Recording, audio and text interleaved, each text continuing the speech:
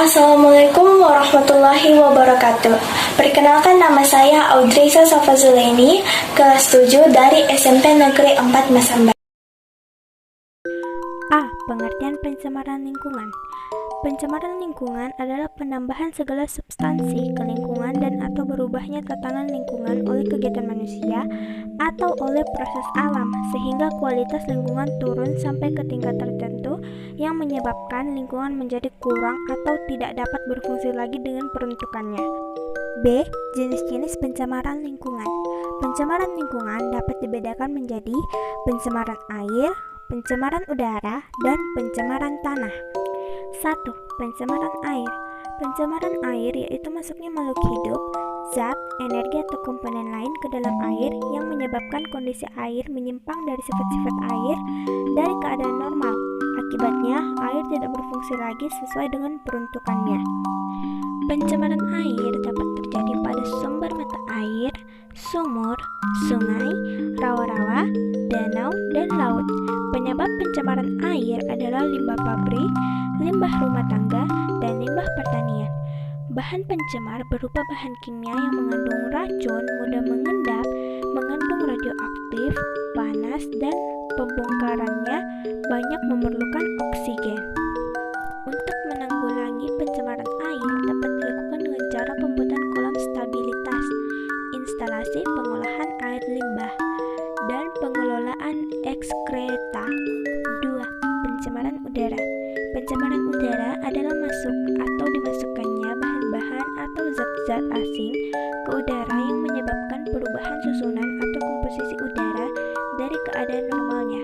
Pencemaran udara terbagi menjadi dua macam, yaitu pencemaran udara sekunder dan pencemaran udara primer.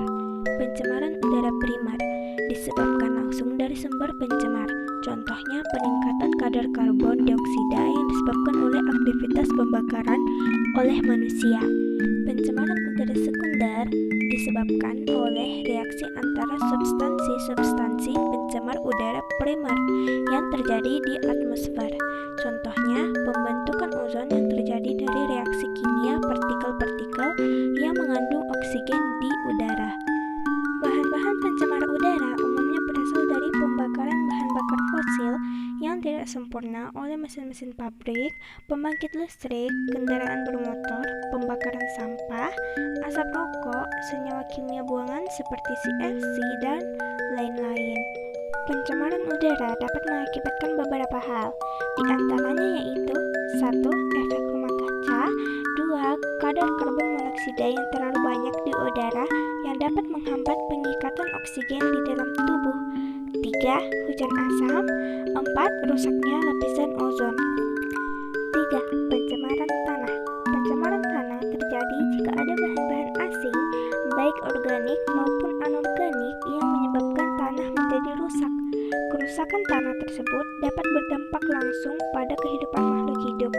Bahan-bahan pencemar tanah berasal dari limbah pabrik, limbah rumah tangga, limbah pertanian, dan barang-barang rongsokan. Ada berbagai macam dampak dari pencemaran tanah terhadap kesehatan seperti sakit kepala, pusing, letih, iritasi mata, dan ruam kulit. Pada dosis yang besar, pencemaran tanah dapat menyebabkan kematian. Selain pada kesehatan manusia, pencemaran tanah juga berdampak terhadap ekosistem, seperti perubahan metabolisme tanaman yang pada akhirnya dapat menyebabkan penurunan hasil yang berakibat terhadap predator atau tingkatan lain dari rantai makanan tersebut. Cara penanggulangan pencemaran tanah dapat dilakukan dengan dua cara, yaitu remediasi dan bioremediasi. Remediasi adalah kegiatan untuk membersihkan permukaan tanah yang tercemar. Ada dua jenis remediasi tanah, yaitu on-site dan off-site.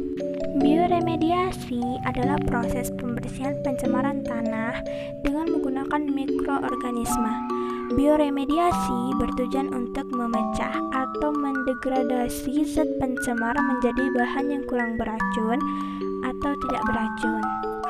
Sekian, terima kasih.